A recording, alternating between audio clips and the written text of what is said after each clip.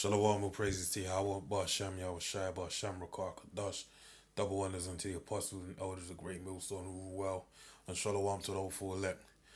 This is prophecy and news coming back at you again. I got this article I come across on the web, and basically it's from the Canberra Times, okay, or canberratimes.com.au. Canberra being the capital of Australia, all right. And it says a convicted hacker is selling more than 100 Canberrians have implantable microchips. So this is like a big trend over there. This article came out last month, about a month old now, all right. This is what it says. It says a convicted hacker is selling implantable microchips able to store data, including credit card details, and more than 100 Canberrians have signed on to the new technology. All right. So now you had Nathaniel Seven, as he likes to call himself, Nate Satan of the IUIC, who actually said that you know microchips are basically a GPRS to find, if you lose your dog, you say, "Where's my dog?" But this article show you that people are getting it. Why? Because it's able to store data. All right. And it gave an example of credit card details. All right. So really, this is heading towards a cashless. This is basically all the ABKL, Hegelian dialectic. Um, what's the other saying? Basically, they're basically destroying this problem reaction solution. They're creating a problem, or more so, yeah, creating a problem in a sense of the inability to keep track of who's using what, whose details. So they want to start putting microchips in the people, so they can track the details and it'll be specific to one person. Because you're having a myriad of information that can prove that someone is utilizing this technology, basically. All right. So let's move forward. Chip My Life, an Australian company which imports the technology and sells it domestically, has sold more than 100 microchips to ACT residents since operations began in 2016. The microchips are the size of a grain of rice and are implantable into the webbing between the thumb and forefinger in a procedure that takes less than a minute. Right. So, for those that aren't in the know, this RFID chip is indeed the mark of the beast according to the scriptures. Right. This is the great prophecy of the Bible.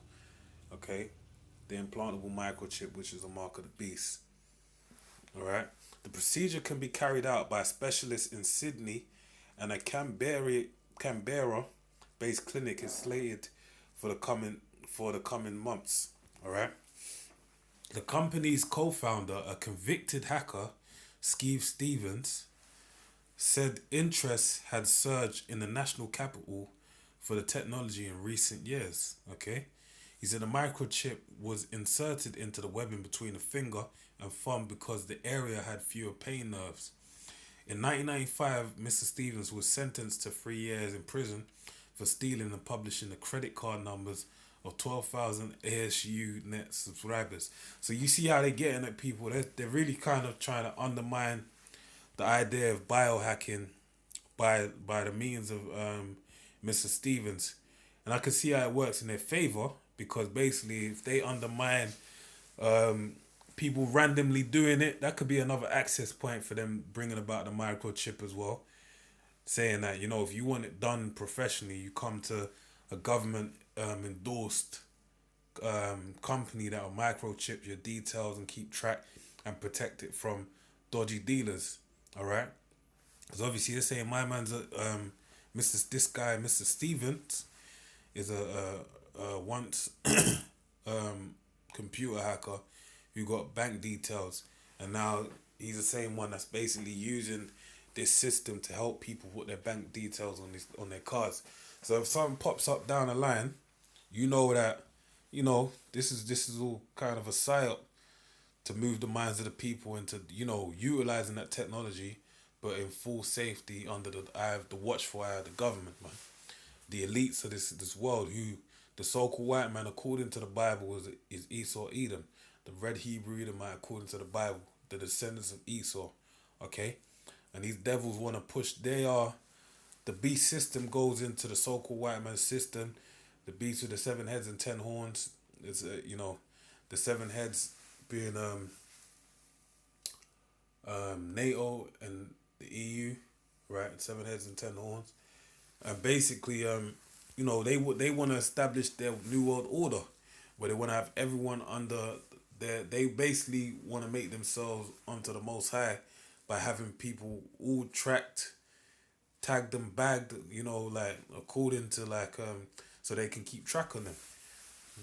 But that's their master plan, all right. So no one, no one makes any sales or buys anything without it being known unto the elites. Okay.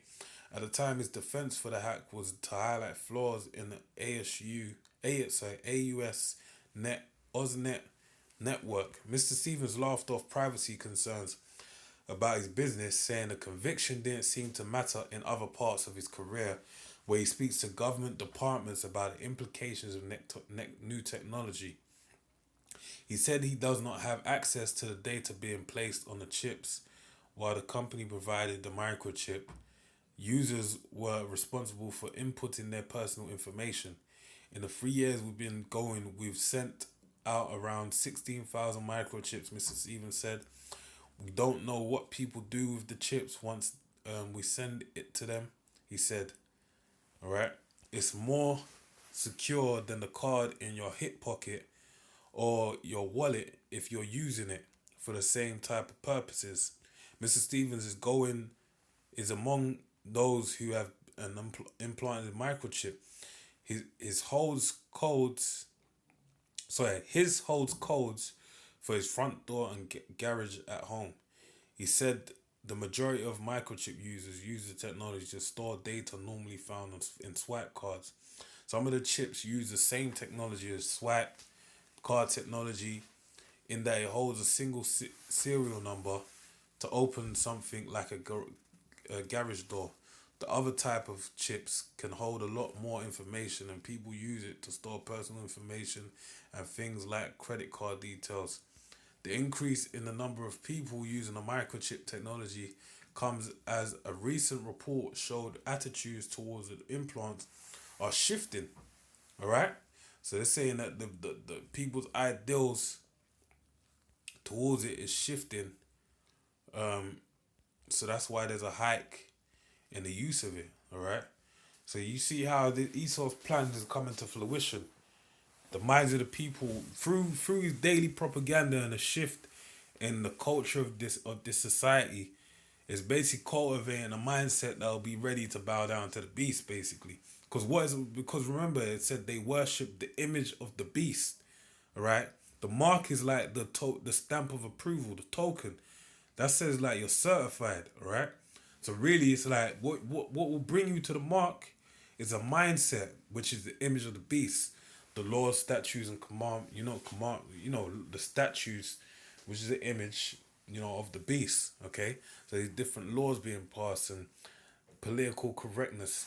The turn of this decade has really, since going from the late noughties, 07, 08, 09, political correctness has made waves, man.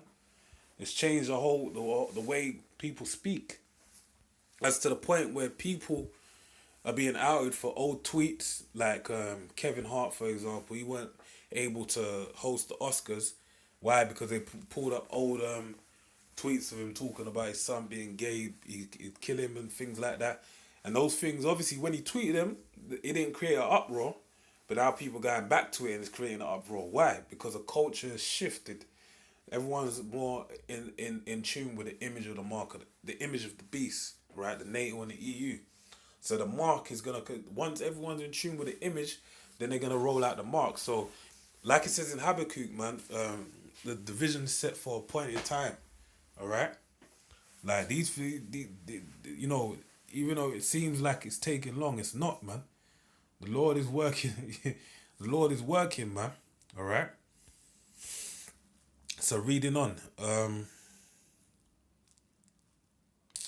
the Australian Institute of Criminology report showed out of almost 10,000 people surveyed, 9% said they would be willing to implant a microchip. So that's about 900 people, all right? So, um, implant a microchip under their skin to make their data more secure. However, respondents who had been a victim of their personal information being misused were more willing to use the microchips with 14% saying they wanted the implant. So that shows you as well. That's a what's that word I'm looking for? That's a incentive for the elites to even bring about some these all you seeing all these cyber warfare attacks that are happening. Listen, us in the know, man, in the world, we understand why that's being done. That's being done to move the minds of the people to be more prepared to take the chip as a means of greater security for their data, their personal data. All right, all roads lead to the chip. Okay, there's not one way you can cut and change it where all roads don't lead to the chip. All right, everything that's happening in society today, Esau Edom, the red Hebrew Edomite himself, is cultivating the I want to say the texture of things in society. So that's where it is. All right, there's no getting away from it. So don't be surprised if you see more and more cyber attacks happening, and all these things that show reason for people to adhere more to a cashless society, a RFID chip in their hand, start happening. All right. Reading on. However, in 2017, 2.6% of those surveyed said they had already used the technology. University of Melbourne professor of human-computer interaction Frank Vitea is part of a research team looking into why people are choosing to implant microchips in their bodies. So they actually have a research team, a think tank that's actually looking into reasons why people will matter. You look, this article is just showing you layer upon layer of reasons why the RFID chip is gonna come. They're putting their minds to use, right? This ain't even this Australia. This ain't even NATO and the EU. This is Australia, still part of Esau Edom, but it's an offshoot down under. All right, but they're putting their mind to it. So what's so more? America, all right, Britain, the European Union. You think they ain't doing the same thing? All right, reading on. Um, and he said the technology's been around for 10 years, all right? Sorry, let me read that part. He said the technology had been around for almost 10 years, but uptake of the microchips among the general population have been relatively small. So that means they've been using it in concentrated groups, all right? There has been a strong uptake of this, but the numbers are still quite small. It's definitely not a flood of people, Professor Vitea said. There's mostly been an underground movement. It's still quite small and it's generally done out of curiosity. Professor Viteri said the technology was not overly advanced and was restricted to security passes and medical information. He said it had a long way to go to become more commercially viable. That don't mean you should turn your back and say, oh, well, it ain't coming for a while, so let me go and make $1 million, right? And come back to this word later on. Nah, man. That's what they're telling you. The word don't say that. It says, behold, the Lord cometh quickly, all right? It's mostly just a storage chip, he said. Attitudes towards the technology have changed a little, but there's still a reluctancy, and some people think there's something unnatural about it. Professor Viteri said Australia was behind other countries, in using the technology, with many in Sweden using microchips the microchips as travel passes on his public transport network. In 2017, a Sydney man was fined by NSW Transport for having an Opal chip card chip embedded in his hand. Biohacker Mu Mio Ludo Mio was fined for failing to produce a valid ticket because he had the Opal card chip inside his body. The conviction was overturned, although Mr. Meow had to pay 1,000 in legal fees. So no, this is these things are happening, man. They're fast approaching. Let me